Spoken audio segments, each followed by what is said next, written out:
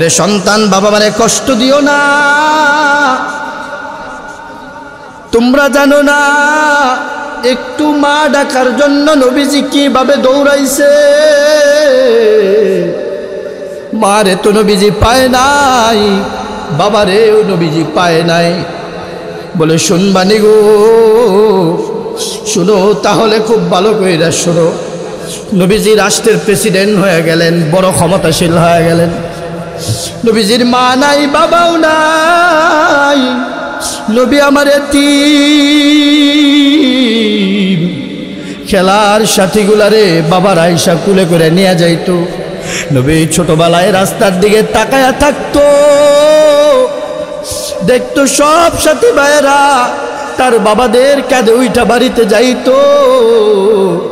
আল্লাহর পয়গম্বরটা মনটারে ছোট বানায়া বাড়িতে গিয়া মারে বলতো, মা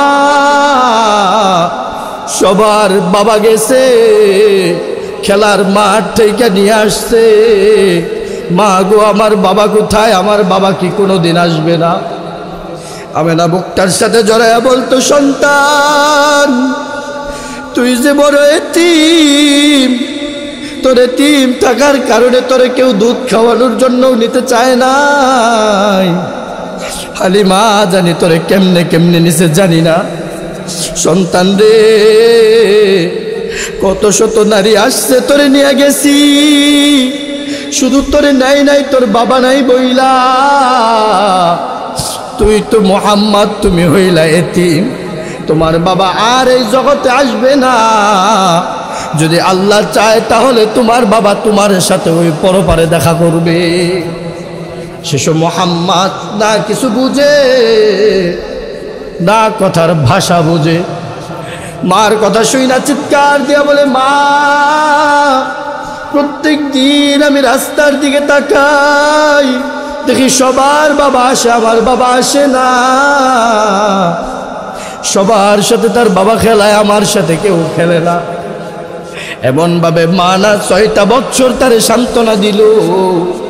6 বছর পরে ওই জনম দুঃখিনী মা রহমাতুল্লিল আলামিন রে চিরতরে এতিম বানায়া একা রাইখা চইলা গেছে। নবীজি মার কবরটারে জড়ায়া ধইরা কাঁদে আর কই, মা আমার বাবা আমার পেটের ভিতরে রাইখা চইলা গেছে।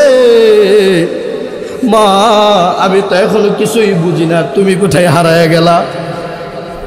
আল্লাহ পাক তার বন্ধুরে ডাক দেয়া কই, বন্ধু ওয়াদ্দুহা ওয়াল্লাইলি ইযা সাজা মা ওয়াদ্দাআকা রাব্বুকা ওয়া মা ক্বালা। আল্লাহ কই, বন্ধু আমার আপনি কান্দেন না, মাথা উঠান। আপনি এতিম না, আপনি এতিম না, আপনার অভিভাবক স্বয়ং আমি আল্লাহ হয়ে গেলাম। নবীজি কয়, রব আমার মাও নাই, আমার বাবাও নাই, আমার এই জীবনটা কেমনে চলবে জানি না। আল্লাহ পাক বলে, বন্ধু গো আমি আপনার একা ছাইরা দেই নাই, আপনার ডানে বামে চতুর কিনার দিয়া আমি আমার গোলাম ফেরেশতা গুলারে আপনার খেদমতে লাগাইয়া দিছি। নবীজি মা ডাকার জন্য ধারে ধারে ঘুরছে, মা পায় না। তাহলে শোনো, তোমাদেরকে শোনাই, মা কত দামি। একজন সাহাবী নবীজির কাছে গিয়ে বলতেছেন, ইয়া রাসূলুল্লাহ আহাক্কুন নাস বিহুসনি সাহাবা। আল্লাহর পয়গম্বরের কাছে একজন লোক গেল, গিয়ে বলতেছে, ইয়া রাসূলুল্লাহ আমার কাছ থেকে সব থেকে সম্মান, সব থেকে ভালোবাসা কে পাবে? আল্লাহর নবী চোখের পানিটা ছাইরা দিয়া বলতেছে, সাহাবী রে তোমার কাছ থেকে সব থেকে বেশি সম্মান কে পাবে তুমি জানো? বলে, না গো রাসূল না, আমারে একটু আপনি জানায়া দেন। আল্লাহর নবী চোখের পানিটা ছাইরা বলে, ক্বালা উম্মুকা, ক্বালা উম্মুকা। ও সাহাবী, তোমার কাছে সব থেকে বেশি সম্মান যে পাবে সেটা হলো আর কেউ না, তোমার গর্ভধারিণী মা। আবার বলে, ইয়া রাসূলুল্লাহ ক্বালা সুম্মা মান, তারপর কে? আল্লাহর পয়গম্বর বলেন ক্বালা উম্মুকা, তারপরেও যদি কেউ সম্মান পাওয়ার কথা রাখে, আশা পাওয়ার কথা রাখে, সব থেকে ভালো আচরণ পাওয়ার কথা রাখে, সেটা আর কেউ না 10 মাস 10 দিন তোমারে গর্বে রাখছে, সেটা হলো তোমার মা। সুবহানাল্লাহ। আবার যখন বললেন ইয়া রাসূলুল্লাহ, আমার কাছ থেকে সব থেকে বেশি সম্মান পাওয়ার আশা কে রাখে?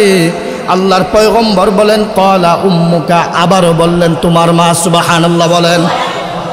4 নম্বর বলতেছে ইয়া রাসূলুল্লাহ ক্বালা সুম্মা মান, এবার বলেন 4 নাম্বার আমার কাছ থেকে সব থেকে ভালো আচরণ পাওয়ার ক্ষমতা কে রাখে?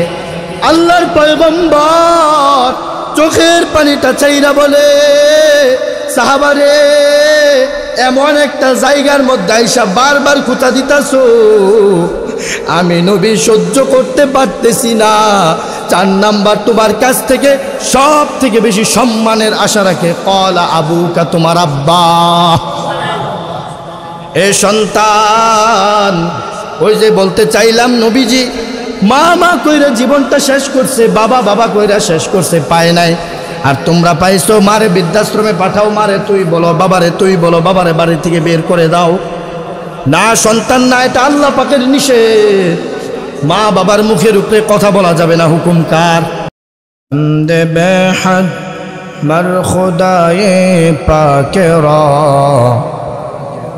আকে ইমাদাদ মশতে খাকেরা, হামদ বেহাত मर खुदाए पाकेरा आके इमादाद मश्ते खाकेरा, ला इलाहा इल्लल्लाह, ला, और जोरे जबान खुले जिक्र करें, ला इलाहा इल्लल्लाह, ला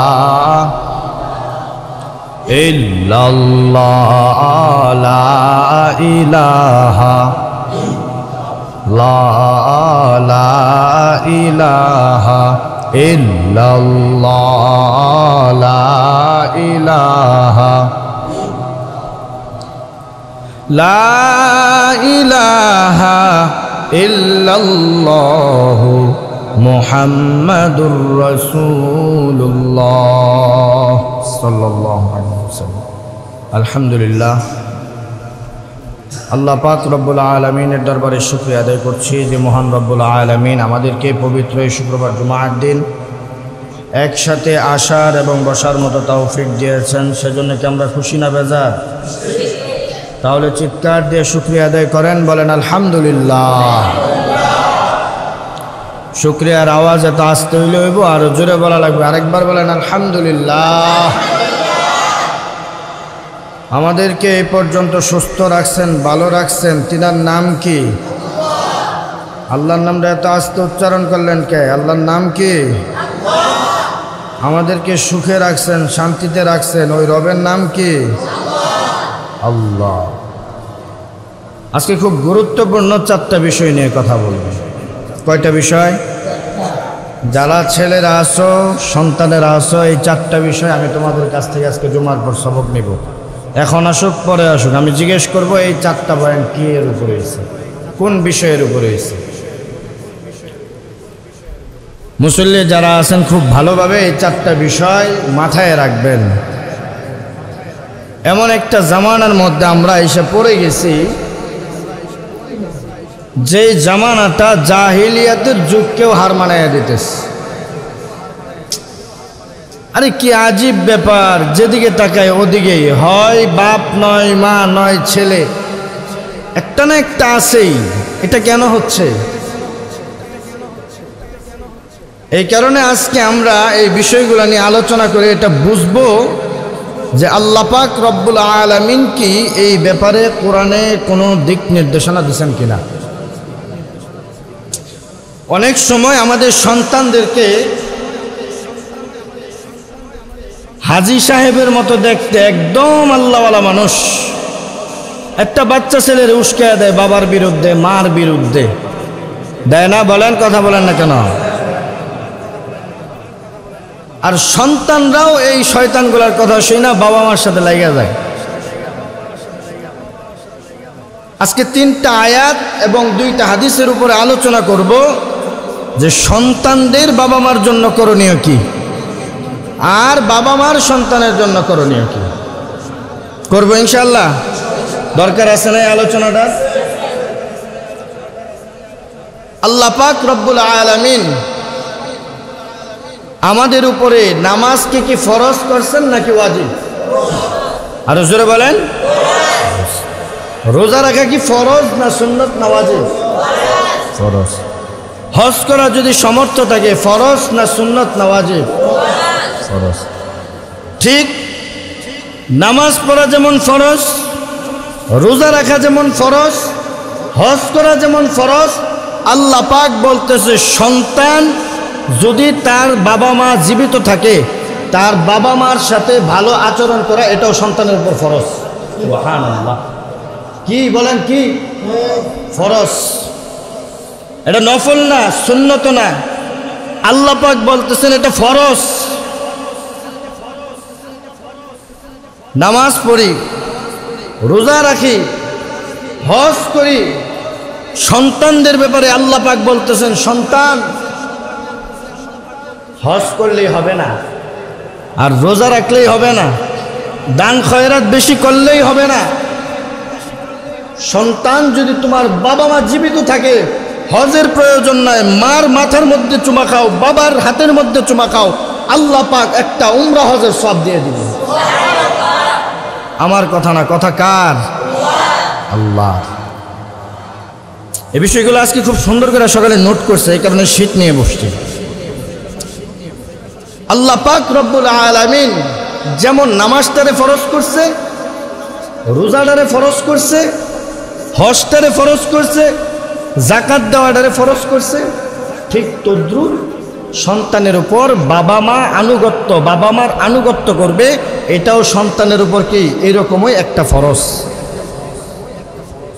আল্লাহ পাক কোরআনে কি বলছে এটা তো আমাদের জানতে হবে আগে, নাকি? আল্লাহ পাক রব্বুল আলামিন বলতেছে এই যে মাটির মানুষ, তুমি জমিনে আসার পরে তোমার বাপ মা তো দূরে থাক, আমি আল্লাহ পাক তোমাকে অন্ধকার একটা গহীন জায়গার মধ্যে, যেইখানে ছিল দুর্গন্ধযুক্ত পানি, যেই পানিটা যদি কোনো মানুষের হাতে দেওয়া যায় পানিটা হাতে নিবে? কথা বলে না, নিবে? আল্লাহ পাক বলতেছে বান্দা আমি আল্লাহ তোমার ওই পানির মধ্যে রাখছি। সুবহানাল্লাহ। আর ওই পানির মধ্যে আমি আল্লাহ তোমার মার রক্ত মাংস এগুলা খাওয়ার পর তোমার বাবার কাছ থেকে যে বীর্যটা গেছে সেই বীর্যর মাধ্যমে এবং তোমার মায়ের ব্লাড স্যাম্পলের মাধ্যমে আমি আল্লাহ পাক তোমার মতো একজন বনি আদমকে তৈরি করি। সুবহানাল্লাহ। আর তুমি তো সেই মানুষ যাকে আমি ওইখানে খাওয়াইছি, লালন পালন করছি। দুনিয়াতে আসার পর 3 বৎসর তোমার হাত ছিল না, তোমার পা ছিল না, তোমার মুখ ছিল না, তোমার দাঁত ছিল না, তুমি কথা বলতে পারতা না, তুমি কোনো ভাষা বুঝতা না, কিন্তু আমি আল্লাহ পাক তোমার এত ভালোবাসছি, তোমার মার ওই নরম জায়গা স্তনের মধ্যে সুই দিয়া গাওয়া দিলে বের হবে রক্ত, কিন্তু আমি আল্লাহ পাক ওই স্তন থেকে তোমার জন্য জান্নাতি খাবার দুধ বের করে দিচ্ছি। আর তুমি দুনিয়ার মধ্যে আইসা নাফরমান, আমি রবরে বইলা গেছি। আর বাবা মারা সন্তানকে ছোট থেকে দিন শিখালেন না, বুঝালেন না, সে তার রবরেই বইলা গেছে। আর আপনি তো জন্মদাতা পিতা এবং মাতা, আপনারে বলবে এটা স্বাভাবিক। অস্বাভাবিকের কিছু বলেন, কথা বলেন, অস্বাভাবিকের কিছু? যে তাকে সৃষ্টি করছে সে তো তাকেই বলে গেছে। আমি যে তার বাপ, আমার ওয়াইফ যে তার মা, এটা সে কেমনে মানবে? সে তো তার আল্লাহকেই মানে না। যদি মানুষ আল্লাহকে মানত, আজকে জুমার দিন এখন মসজিদ কানায় কানায় প্রত্যেক মসজিদ ভরপুর থাকতো। কথা বলেন ঠিক কিনা? এই কারণে আল্লাহ পাক বলেন ওয়াকাদা রাব্বুকা আল্লা তা'বুদু ইল্লা ইয়াহু ওয়া বিল ওয়ালিদাইনি ইহসানা। আল্লাহ পাক বলেন বান্দারে, তোমার প্রতিপালক তোমাকে নির্দেশ দিয়েছে যে আল্লাহ তোমারে বানাইছে, ওই আল্লাহ তোমারে হুকুম করতেছে, আদেশ দিতেছে। বলে কেমন আদেশ? আল্লাহ পাক বলে, বান্দা তুমি আমার ইবাদত করবা, আর কি করবা তুমি জানো? যদি তোমার মাতা এবং পিতা জীবিত থাকে, তুমি তোমার মা এবং বাবার সাথে ভালো আচরণ করবা, সৎ ব্যবহার করবা। আল্লাহ পাক বলে, বান্দারে এই যে আমি একটা আয়াত তোদের সামনে তুইলা দিলাম, ওয়াকাদা রাব্বুকা আল্লা তা'বুদু ইল্লা ইয়াহু ওয়া বিল ওয়ালিদাইনি ইহসানা। বান্দা তাকায়া দেখ, এই আয়াতের শুরুতে আমি আল্লাহ তোরে বলতেছি, আমি আল্লাহর ইবাদত করার জন্য। কার ইবাদত? জোরে বলেন আল্লাহ। আরে আরো চিৎকার দিয়ে বলেন, কার? আল্লাহ পাক কয়, বান্দা আমি আল্লাহ তোরে আমার পায়ে সাজদা দেওয়ার কথা যেমন বলতেছি, ওয়া বিল ওয়ালিদাইনি ইহসানা। বান্দারে তাকায়া দেখ, তার সাথে ওয়াওদারে দিয়া মাঝখানে এবং লাগায়া বইলা দিছি, শুধু নামাজ পড়লে হবে না, যদি বাবা মা জীবিত থাকে ওই বাবা আমার খেদমতটাও তোমাকেই করতে হবে। এরে সন্তান, তোমার ব্যাপারে আল্লাহ পাক আরো কি বলছে তুমি জানো? আল্লাহ পাক তোমারে বলে, সন্তান অভাবে পইরা গেছো, অনটনে পইরা গেছো, রিজিকের অভাব, চতুর্কিনার তোমার অন্ধকার হয়ে গেছে, কিন্তু তোমার মা জীবিত আছে রে সন্তান। রাত্রেবেলা মায়ের পায়ের কাছে গিয়া মায়ের পাটা হাতায়া দাও আর বলো, মা আমার বড় অভাব, মা আমার বড় রিজিকের অভাব, চতুর কিনার দিয়া আমার ঋণ ফিনে ভরে ফেলছে, মাগো এই ঋণ থেকে কেমনে উঠবো আমি জানি না। আল্লাহ পাক বলে, ওই সময় যদি তোর মা যদি পাগলও হয়, যদি অসুস্থও হয়, যদি বোবাও হয়, যদি তোর মা বাজারের সব থেকে খারাপ নারীও হয়, ওই মা যদি ওই সময় তোর মাথার মধ্যে হাত দিয়া কয়, আল্লাহ আমার ছেলেটারে ঋণ মুক্ত বানায়া দাও, আল্লাহ বলে, তোর মার দোয়া আর আমার মধ্যে কোনো পর্দা থাকে না, আমি আল্লাহ কবুল কইরা নেই। এই মার দাম কম না বেশি? কথা কয় না, কম না বেশি? মারে কষ্ট দিবেন? কারা কারা দিবেন দেখি? মারে কষ্ট দেওয়ার জিনিস না, মা কি না কষ্ট দেওয়ার জিনিস না, বাবা কি না কষ্ট দেওয়ার জিনিস না। আরে বোকা, বিয়ে করছে 3 দিন, বউয়ে কি কই ওইটা অন্য বইয়ে থাকে। আরে বেটা, তোর ইনকাম সোর্স তোর ঘরের ভিতরে, শুধু একবার যাও গিয়ে শুধু বলো, মা যাইতেস, মা শুধু বলবে বাবা যাও, বাকিটা উপরে। আল্লাহ পাক বলতেছে, দুনিয়ার কোনো শক্তি নাই, 7 আসমান 7 জমিন পর্দা সইরে গিয়ে আমি আল্লাহ ওই মার দোয়া কবুল করে নিই। আর মারে খাওয়াইতে চায় না সন্তান, সন্তান মারে খাওয়াইতে চায় না। পরের আয়াতে আল্লাহ পাক কি বলছে দেখেন, আল্লাহ পাক বলেন, ওয়াখফিদ লাহুমা জানাহাদ যুল্লি মিনার রাহমাতি ওয়া কুর রাব্বিরহামহুমা কামা রাব্বায়ানি সগীরা। আল্লাহু আকবার বলবেন না? আল্লাহ পাক বলতেছে, বান্দা তাদের প্রতি দয়ার কারণে নম্রতার পাখা নামিয়ে দাও। কিসের কারণে বলেন? দয়ার কারণে। দয়া দয়া। এখন বলবেন হুজুর দয়া কি? ওই যে বললাম, আল্লাহ পাক আপনারে আর আমারে কোন পানি থেকে বানাইছে? জোরে বলেন। আওয়াজ হয় নাই, জোরে বলেন। আল্লাহ পাক বলতেছে, রে সন্তান, ওই যে তোরে আমি আল্লাহ নাপাক পানি থেকে বানাইলাম, দুনিয়ার মধ্যে আসলা, তুমি যখন ছোট্ট মাসুম বাচ্চা, তোমার মুখের মধ্যে দাঁত নাই, হাত লড়াইতে পারো না, তুমি একেবারে অচল। আর ওই সময় তুমি জানো তোমার বাবা মা তোমার উপর কেমন দয়া করছে। সন্তান খুব ভালোভাবে বুঝবা, সন্তানটা যখন জন্ম নেয় তার আগের একটা ঘটনা খুব ভালোভাবে শোনো সন্তানেরা। তোমার বাবা মা বড় মেহনত করতেছে, সন্তানের কোনো খবর নাই, 2টা বছর হয়ে গেছে, সন্তান হয় না, কত দোয়া করে, কত জায়গায় কত মান্নত করে, সন্তান আর আসে না। আসে আসে না? হঠাৎ করে আল্লাহ পাকের হুকুম হয়ে গেছে সন্তান দিবে। মা যখন মেডিকেল সায়েন্সের কাজগুলা কাজে লাগায়, বাবারে বলে, ও স্বামী আমার, আল্লাহ পাক মনে হয় আমাদের দিকে মুখ তুইলা তাকাইছে, আল্লাহ পাক আমাদেরকে সন্তান দিবে। সুবহানাল্লাহ বলেন। বাবা একটা হাসি দিয়া বলে, কি শুনাইলা? আমার সন্তান হবে, আমার সন্তান হবে। ওই বাবাটা পুরা মহল্লার মানুষরে জানায়, দোয়া কইরো আমি বুঝি বাবা হব। বলে না বলে না? জোরে বলেন।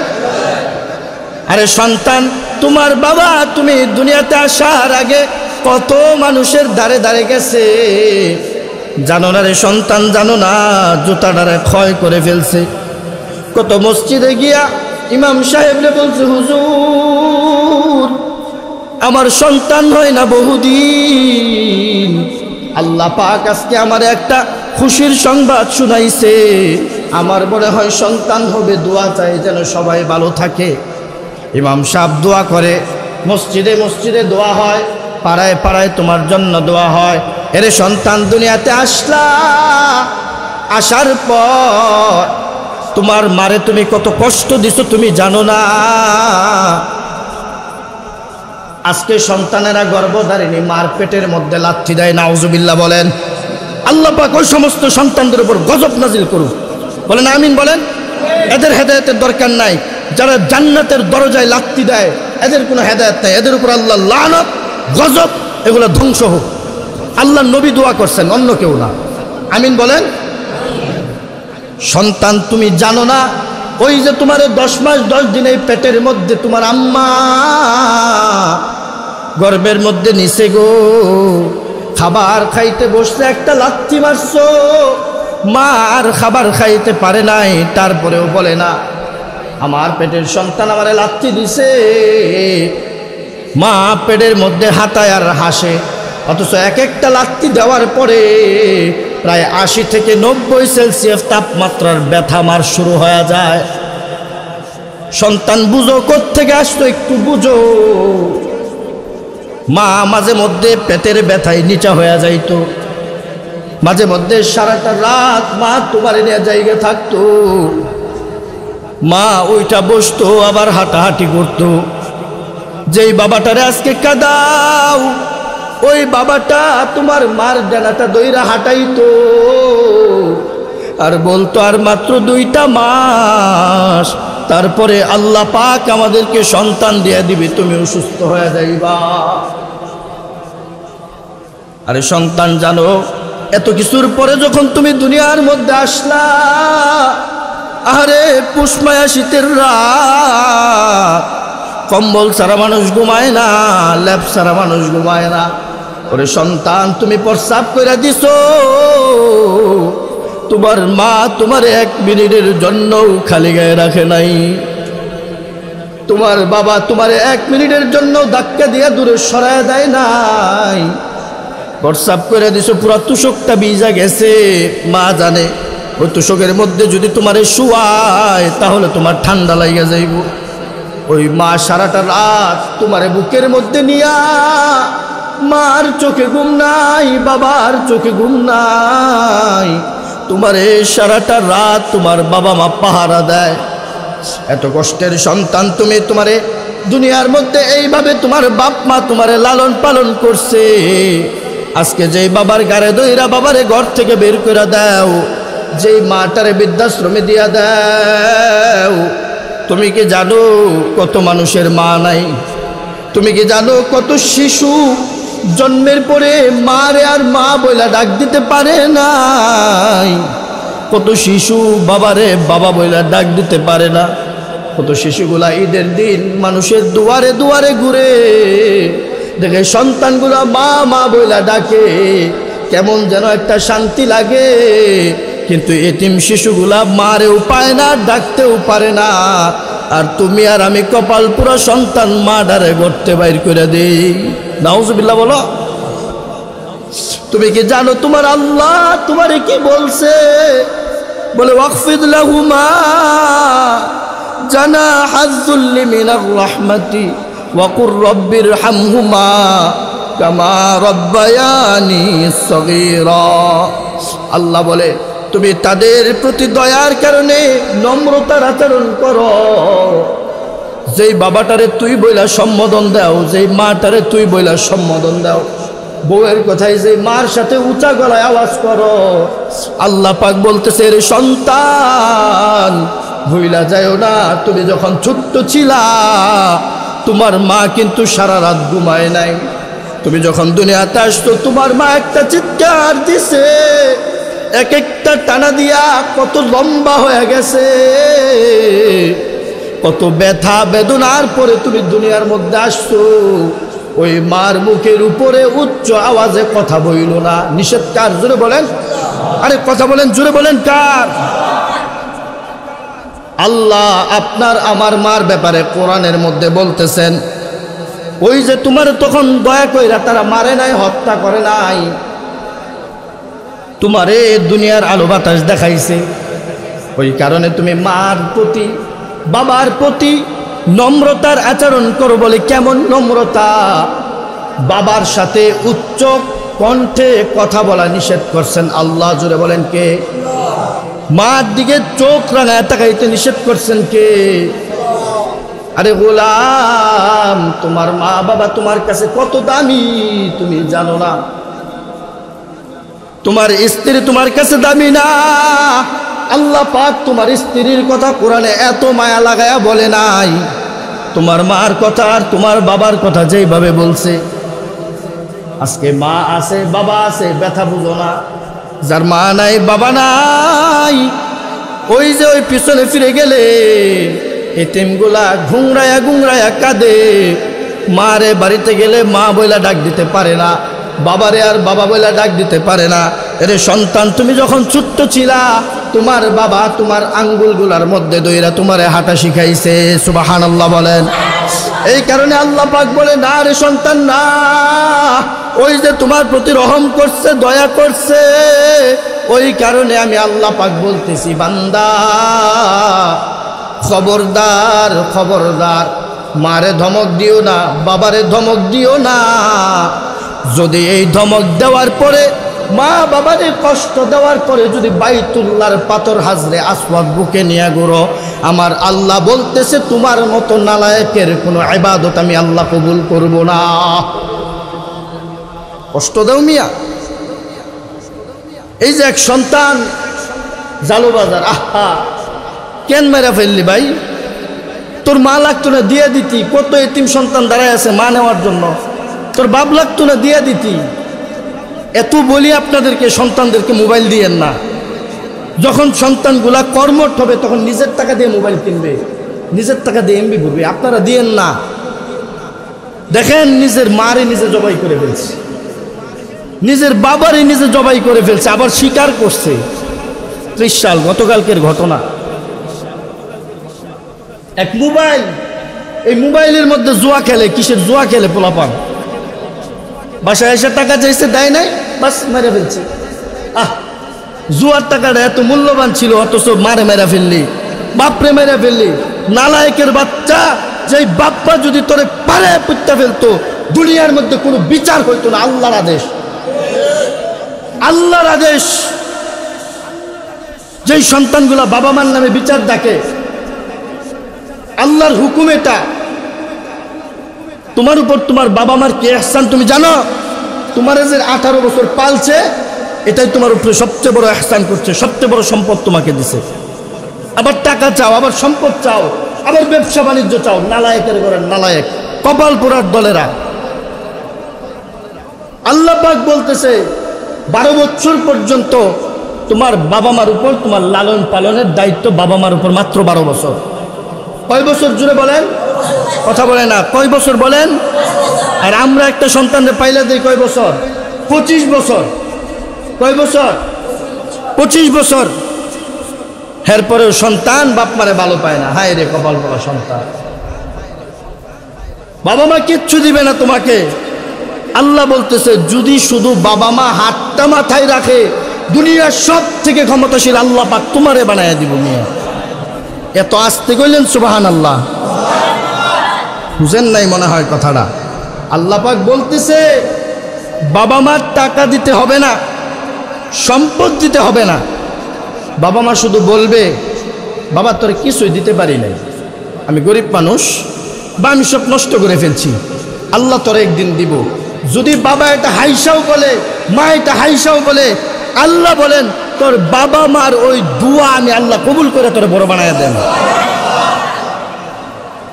আর মারে চিনি না, হায় রে মারে মায়েরা ফেলাইলো। কত ইতিহাস ঘটতেছে, বিচার হয় না। কেন বিচার হয় না? কেন বিচার হয় না? আজকে প্রত্যেক মসজিদে এগুলো নিয়ে কথা হচ্ছে, হাজার হাজার লক্ষ লক্ষ মানুষ ভিডিও দেখছে, প্রতিবাদ কেন হচ্ছে না? বাবাকে মেরে ফেলছে, মাকে মেরে ফেলছে, অর্থ দুনিয়ার জমিনে বাইচা থাকার কোনো অধিকারই নেই। কথা বলেন না কেন? অধিকার আছে? এ সমস্ত এক কুলাঙ্গার সন্তানের জন্য হাজার সন্তান নষ্ট হয়ে যায়। এই কারণে প্রশাসনের লোকেরা কি করে, এই যে আমাদের বাড়ির পাশে ছেলে তার বাবাকে মেরে ফেলছে, লজ্জাস্থানটারে টাইনা এক হাত লম্বা বানাইছে। আমার চোখের সামনে আমি দেখছি ওই লাশ, আমি দেখছি। এবং আমার সাথে যে ফারেক, আমার ওই ছাত্র বাইরে পর্যন্ত নিয়ে গেছিল, তাদের বাসার বাড়িটির ঘটনা। ছেলে 1 মাস পরে জামিনে বের হয়ে চলে আসছে। বলেন ছেলে যে চলে আসছে, তার বাবা কি আর আসতে পারছে? বলেন আসতে পারছে? বাংলাদেশের এটা কিরকম বিচার ব্যবস্থা? বাবাকে হত্যা করলো সন্তান মৃত্যুর দণ্ডে অপরাধীরা, সন্তানকে ফাঁসিতে ঝুলাইলো হইল না। কেন হইল না?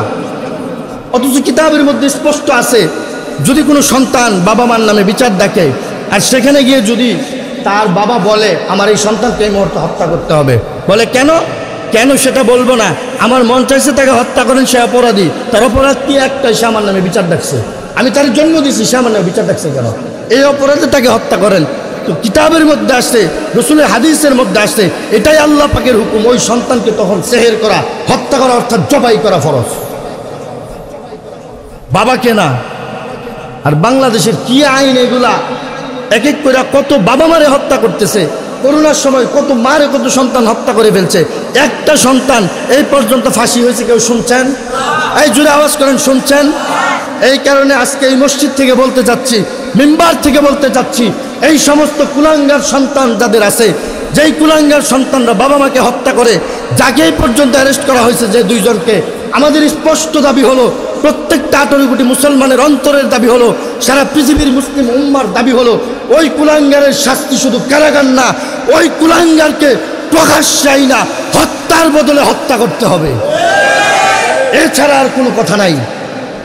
কারণ সে তার জান্নাতকে হত্যা করে ফেলছে, সে তার ছাতিকে ভেঙে ফেলছে। এই সন্তান কেন থাকবে দুনিয়াতে? কোন পরিচয়ে থাকবে? আজকে যদি তার বিচার আপনারা না করেন, কালকে আরেক সন্তান তার বাবা মাকে জবাই করে ফেলবে। কারণ বাংলাদেশে বিচার নাই। কথা বলেন। এই কারণে আমরা শান্ত মাথায়, ঠান্ডা মাথায় বলতে চাচ্ছি, যেই কুলাঙ্গার সন্তানেরা বাবা মার সাথে বেয়াদবি করে, আপনারা সামাজিকভাবে প্রক্রিয়া নেন। সারা বাংলাদেশের মানুষকে বলছি, সামাজিকভাবে আপনারা আইন কানুন তৈরি করেন। যেই সন্তান বাবা মার সাথে বেয়াদবি করবে, ওই সন্তানকে জামা খুইলা 100 দৌড়ার আঘাত করা হবে। এই আইন বাস্তবায়ন করেন। আল্লাহর কসম, সমাজের মধ্যে কোনো বাবা মা সন্তানের কাছে অবহেলিত হবে না, লাঞ্ছনা বঞ্চনার শিকার হবে না।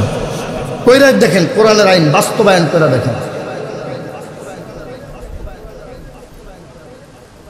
আল্লাহ পাক এটাই বলতেছে যে সন্তান, তুমি তোমার বাবা মার প্রতি কেন সদয় হবা? ওই যে তোমাকে ইহসান করছে, এই ইহসানের কারণে তোমরা কি হবা? সুন্দর নম্র ভদ্র আচরণ করবা। শুধু তাই না, তোমার প্রতিপালক যে তোমাকে বানাইছে তার কাছে তুমি দোয়া করবা তোমার আব্বা আম্মার জন্য। বলে কিভাবে? রব্বির হামহুমা কামা রব্বায়ানি সগীরা। আল্লাহ, আমার আব্বারে তুমি মাফ করে দাও। আল্লাহ, আমার আম্মারে তুমি মাফ করে দাও। আল্লাহ, আমার আব্বা আম্মার হায়াত তুমি বাড়ায়া দাও। আল্লাহ, আব্বা আম্মা নামক জান্নাতটারে তুমি দীর্ঘ আয়ু দিয়া দাও। এরে সন্তান, তোমার মার গায়ে হাত দিতে বলে নাই, তোমার বাবার গায়ে হাত দিতে বলে নাই। আল্লাহ বলতেছে বান্দারে এটা আমি আল্লাহর হুকুম, যেমন নামাজটা আমি আল্লাহর হুকুম ফরজ, তুই তোর বাবা মার জন্য দোয়া করবি এটাও আমার হুকুম তেমনই ফরজ। সুবহানাল্লাহ। সবাই একটু জোরে জিকির করেন লা ইলাহা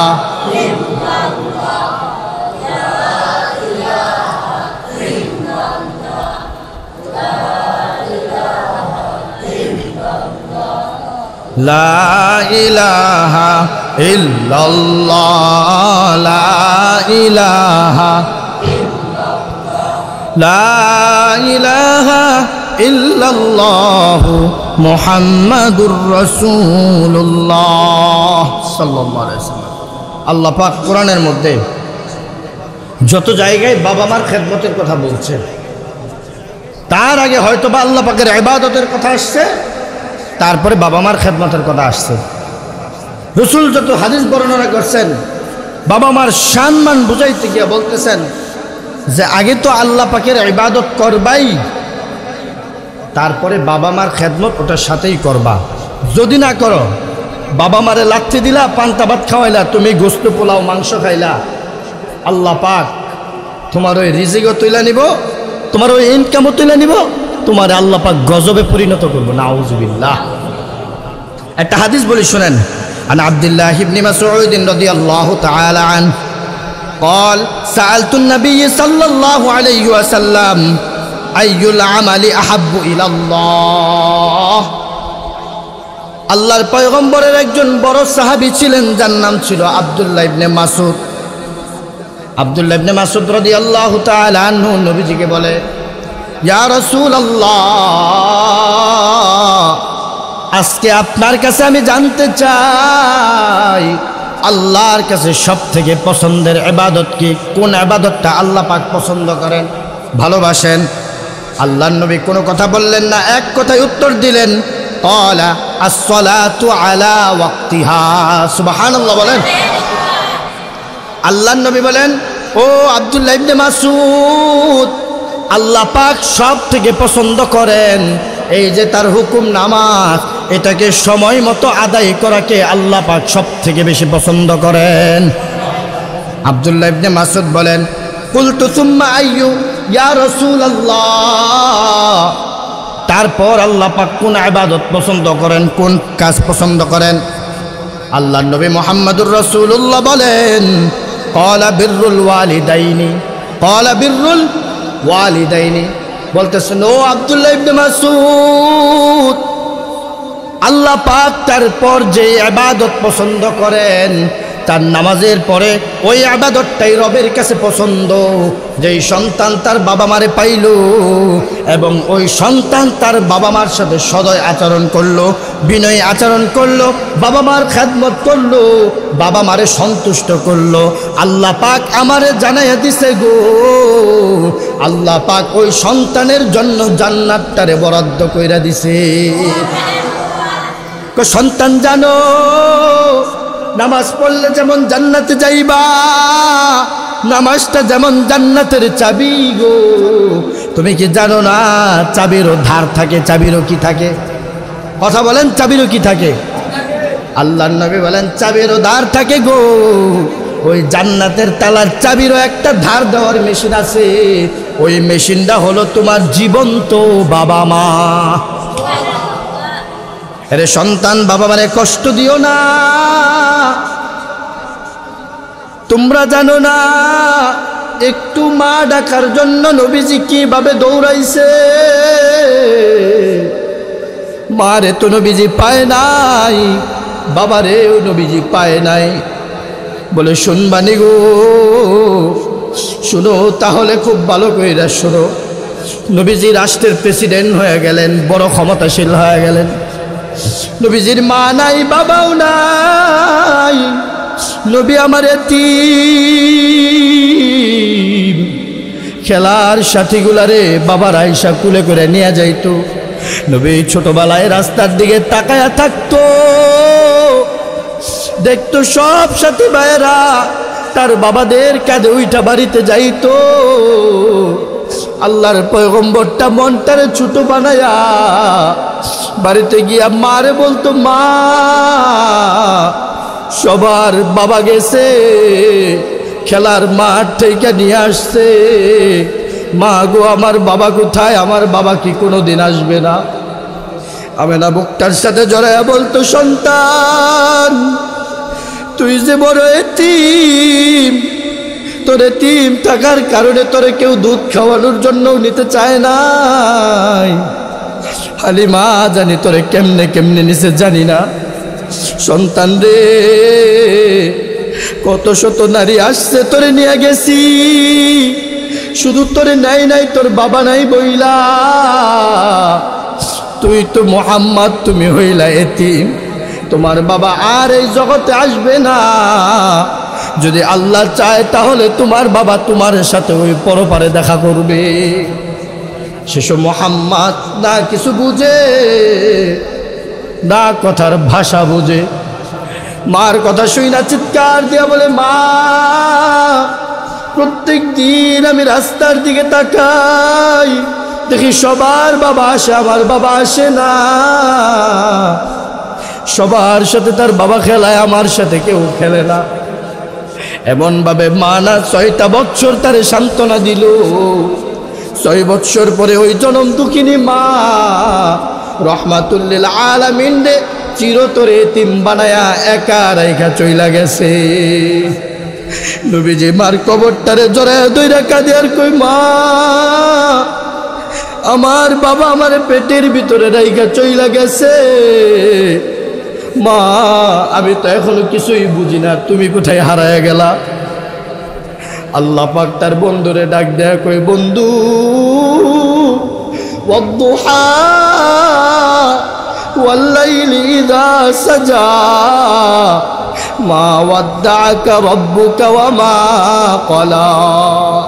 আল্লাহ কই, বন্ধু আমার আপনি কান্দেন না, মাথা উঠান।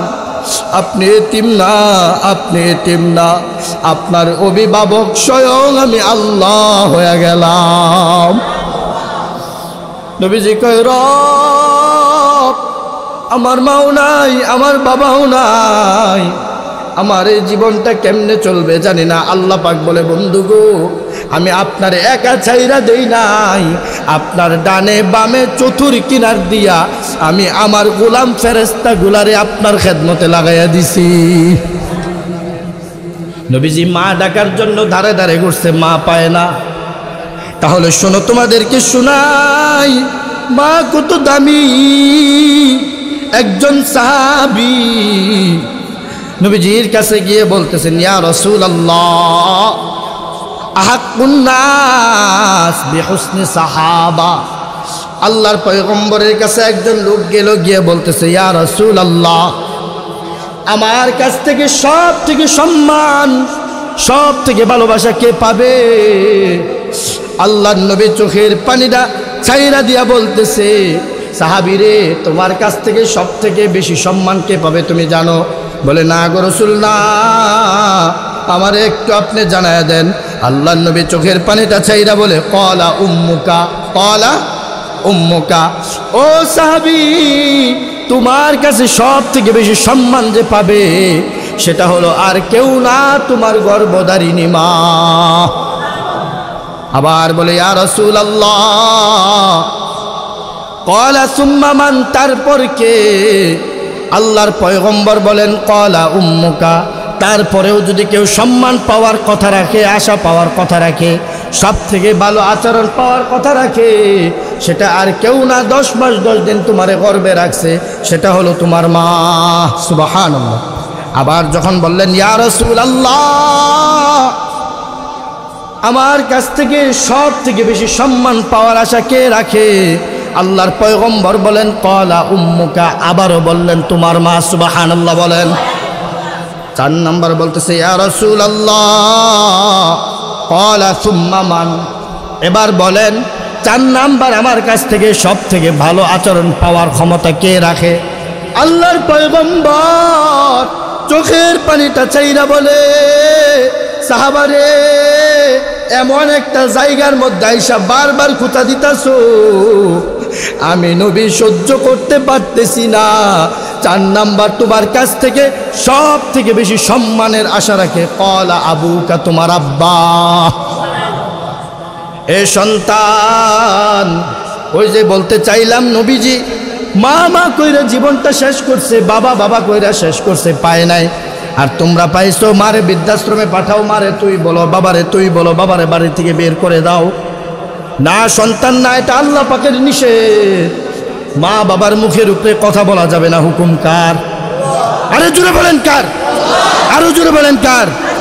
বউয়ের কথা শোনা সম্পূর্ণ নাজায়েজ। বউয়ের কোনো কথা, মা বাবার ক্ষেত্রে বউয়ের কথা শোনা সম্পূর্ণ নাজায়েজ, সেটা শোনা যাবে না। মা মানে হলো জান্নাত। মা মানে কি? মা মানে কি জোরে বলেন? আল্লাহ পাক বলছে যদি কোনো সন্তান মা বাবার সেবা যত্ন কইরা মা বাবারে খুশি করতে পারে, আল্লাহ পাক বলে সন্তান তুই শুধু নামাজ পড়বি, তোর মা বাবার দেখাশোনা করবি, তোর যত গুনাহ আছে, তোর যত কবিরা সগীরা গুনাহ আছে, শুধু তোর মা আর বাপের হাসির কারণে আমি আল্লাহ মাফ করে দিব। এই কারণে একটা গজল কবি লেখছেন, মায়ের দোয়া লও হে মুমিন, মায়ের দোয়া লও, মায়ের দোয়া লও হে মুমিন, মায়ের দোয়া লও। মা আছে যার চিনলি না মন, মা আছে যার চিনলি না মন, মাঝে কি রতন, মাঝে কি রতন। মায়ের দোয়া লও হে মুমিন, মায়ের দোয়া লও, মাঝে তোমার কেমন রতন একবার চিনে লও। আল্লাহু আকবার বলেন। আল্লাহ পাক বলে সন্তান বড় অভাবে আছো, কোনো দিশ পাও না, শুধু মার বাবার পায়ের পাশে যাও, গিয়া বলো মা গো একটু আমার মাথার মধ্যে হাতটা রেখে আমার লাইগা দোয়া করো। যদি এতটুকু করতে পারো, আর ওই নিশি রাত্রে তোমার মা বাবা যদি শুধু আরশের দিকে তাকায়া আল্লাহ বলেন মা রে তোর হাত তুলতে হবে না, বাবা রে তোর হাত তুলতে হবে না, শুধু তাকায়া মন থেকে বলবি আল্লাহ আমার সন্তানদারে অভাব অনটন মুক্ত করে দাও, সমাজের মধ্যে সব থেকে বড় বানায়া দাও।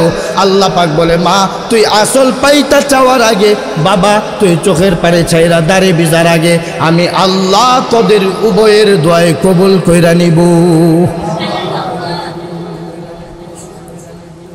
এই যে এত সুন্দর আলোচনা, কি বুঝলেন? আল্লাহ পাক কোরআনের মধ্যে মার ব্যাপারে বাপের ব্যাপারে কি বলছে বুঝছেন? বুঝেন নাই মনে হয়, তাইলে বুঝছেন? জুড়ে বলেন। আজকের প্রত্যেকটা সমাজে আপনাদের কাছ থেকে একটা সাক্ষী নেই, কথা যদি ভুল বলি তাহলে ধরায় দিবেন। বলেন তো সমাজের মধ্যে যদি 100% সন্তান থাকে, কত পার্সেন্ট সন্তান বাবা মার কথা শুনে? 100% থেকে 100%ই শুনে নাকি শতকরা একজন শুনে? কথা বলেন না, শতকরা কয়জন? একজন। এটা কেন জানেন? আমাদের বদ আমলের কারণে, আমাদের বদ আমলের কারণে পড়াইতেছি হাট্টিমা টিম টিম, তারা মাঠে পারে ডিম। বুঝছেন নি? ওইটা শিখে আইসা বাবারে দিতে হইব স্যালুট, কি স্যালুট, ওইটাই শিখে আইসা যদি বলতো বাবা আসসালামু আলাইকুম ওয়া রাহমাতুল্লাহ, আল্লাহ পাক তোমার উপর রহমত নাজিল করুক, বাবা যখন বলতো ওয়া আলাইকুমুস সালাম ওয়া রাহমাতুল্লাহ, আল্লাহ পাক ডাবল আমল নামা দিয়া ওই সন্তানকে রহমতের চাদর দিয়ে ঢাইকে দিত। কয়টা স্কুলের ছেলে আছে বাসায় আইসা বাবা মারে সালাম দেয়? আছে? বলেন আছে? এখন অনেক মাদ্রাসার ছেলেরাও এটা করে না, আমাদের মাদ্রাসার ছেলেরাও করে না। দুঃখ লাগে এটা, আমাদের ইবাদতের কারণে, আমাদের আমলের কারণে সব শেষ হয়ে যাইতেছে। এই কারণে বললাম সন্তান জন্ম দিছেন, আরে তারে যে বানাইছে শুরুতে বললাম না, সে তো তারেই চিনে না, চিনে না, আগে তার সাথে সম্পর্ক করান। সন্তান ছোট মানুষ প্রস্রাব করে দেয়, আল্লাহ নবী আপনারা মসজিদে আনতে মানা করে নাই। আমার মসজিদে বাচ্চারা এসে চিল্লাচিল্লি করে, যদি বাপ মা ধমক দেয় আমি উল্টা ধমক লাগাই, বাচ্চাকে ধমক দেওয়া যাবে না। বাচ্চা দৌড়াদৌড়ি করবে, সব বলটায় ফেলবে। আপনি যখন পাক্কা নামাজি, আপনার কোনো ব্যাঘাত ঘটবে না। আল্লাহ রসুল বলছেন বাচ্চাদেরকে মসজিদে নিয়ে আসো, যদি না আনো তো আগামী প্রজন্ম হবে বেনামাজি আর নালায়েক মুশরিক।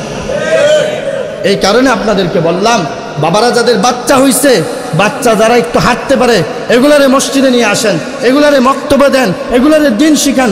হাজার হাজার টাকা খরচ করে বাংলা অঙ্ক ইংরেজি পড়ান না? পড়ান, কথা বলেন, পড়ান না? চাকরির পরে আপনারা দেখে না কেন? যিনি বুঝ নাই। আজকে যখন এই আয়াতগুলো তার মুখস্থ থাকতো, তার বউ যদি হাজার কথা বলতো, সে কি উত্তর দিত বলেন তো? এটা আল্লাহর হুকুম, তোমার কথা মানতে পারবো না, শেষ। আর কোনো কথা চলবে এখানে না। এই কারণে আপনাদেরকে অনুরোধ করি, বাচ্চাগুলার জীবনটা ফোটান ফুলের মতো। আগে কিছু দিন ঢুকান, তারপরে বাংলা অঙ্ক ইংরেজি যা পড়ানোর পড়েন, স্কুলে পড়ান, আমি না করি না, কিন্তু পাশাপাশি ধর্মীয় কিছু জ্ঞান দেন। না হলে এই যে মর্মান্তিক ঘটনাগুলা, এই বয়স্ক বাবারে